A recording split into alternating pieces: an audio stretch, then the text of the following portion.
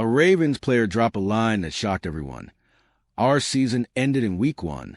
And it's no exaggeration, that game against the Bills wasn't just a loss. It was a mental blow that shook the team to its core. Since then, Baltimore hasn't looked the same. Mistakes piled up, injuries stacked, and the locker room became consumed by frustration. What started as a simple stumble turned into a weight that seems to have carried through the whole season. Every game afterward only reinforced the feeling that something inside the team broke. Even with Lamar Jackson back, the Ravens are still trying to recover. But what exactly happened in that game that rattled the team so much? And can they even bounce back before it's too late? It all began with one game. Just one. The season opener against the Bills, which seemed like the first step in a long season, ended up marking the start of a free fall. The team began full of energy, believing they could compete with one of the best in the AFC. But that brutal comeback in Buffalo destroyed more than the scoreboard. It destroyed confidence. The way the Ravens collapsed in that second half stuck with the players, and the psychological impact was so big that the weight of that Sunday is still felt today. A veteran on the team admitted that, mentally, that game felt like the end of everything. He said that even though it was only week 1, it felt like the season had already ended. And that's exactly the type of collapse that changes the direction of a team. When a squad starts a year with such high expectations and suffers such a painful defeat, it's hard to regain focus. Frustration becomes routine, and the fear of failing speaks louder than the desire to win. From that moment on, the team played tight, without the confidence they once had. Plays that used to flow naturally began to feel forced.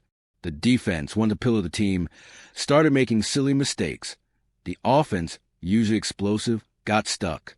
The weight of what happened in Buffalo turned into a ghost the Ravens simply couldn't shake.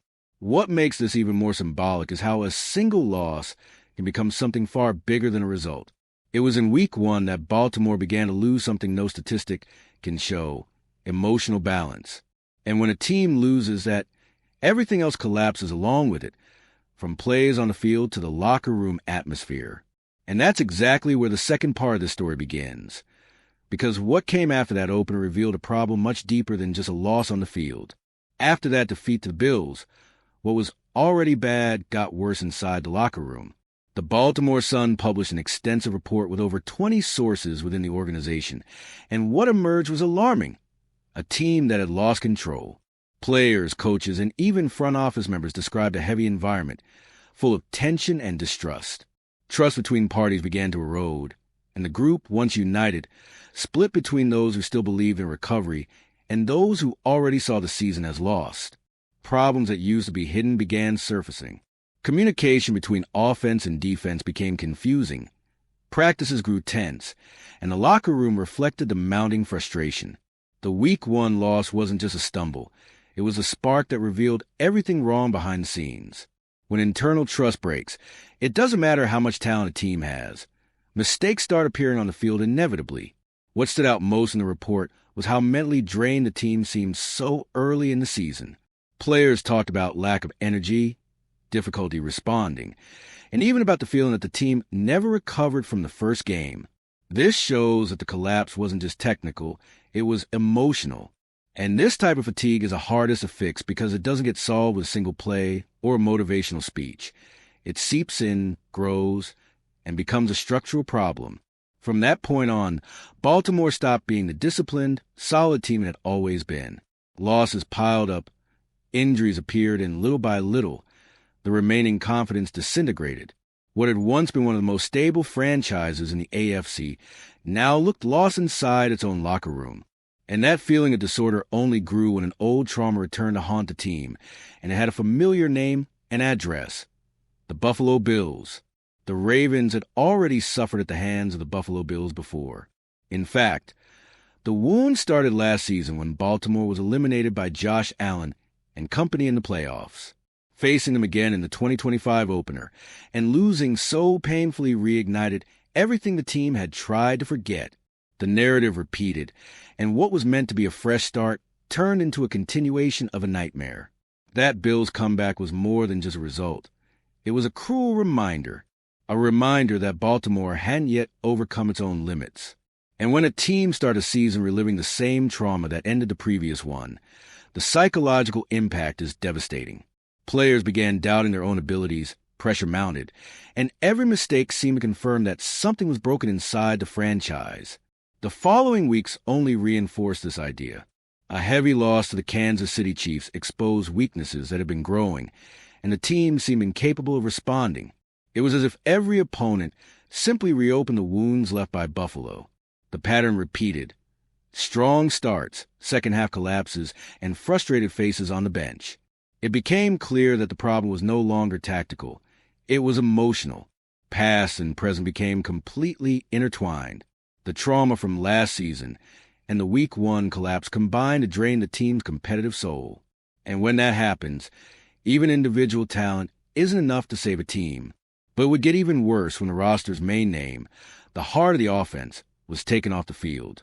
All right, we're already past the halfway point of this video, but before we continue, I noticed you haven't left a like yet. It's really important because it helps YouTube keep showing you my content so I can keep bringing you the best news about the Baltimore Ravens. So go ahead and hit that like button. It's free and it really helps. Thanks. Now let's get back to it. The Ravens' decline hit a critical point when Lamar Jackson got injured. He was the center of everything, the leader, the voice, the engine of the team. Losing Lamar amid an emotional crisis was like extinguishing the last flame, keeping the group upright. Without him, the offense lost identity, creativity, and most importantly, confidence. Plays began to feel improvised, rhythm disappeared, and the team felt completely directionless. Even off the field, Lamar's absence was felt in every detail. He's the type of player who changes a locker room's mood. And when that's gone, the impact is immediate. Leadership fragments, younger players become insecure, and even veterans start doubting the team's direction. The team's energy drained, and every game without number 8 was a fresh reminder of how quickly everything was falling apart. When he finally returned, the scenario had already changed. Losses had piled up, morale was at rock bottom, and the AFC North had become a battlefield where Baltimore seemed powerless to compete. Lamar returned, but the team wasn't the same. And the problem is that sometimes psychological damage weighs heavier than any talent. The team that once fought until the end now seemed to be merely surviving. The quarterback's return reignited a bit of hope, but by then, what remained was pride, not perspective. What was at stake was no longer playoff positioning, but the dignity of finishing a season that had completely spun out of control. And that collapse inevitably showed in the standings. The team that started dreaming big ended up at the bottom of the AFC North. Where the Browns went over the Dolphins, the bill came due. The Baltimore Ravens officially fell to last place in the division, something unthinkable months ago. A team that began the year as a playoff contender now only tries to figure out where everything went wrong.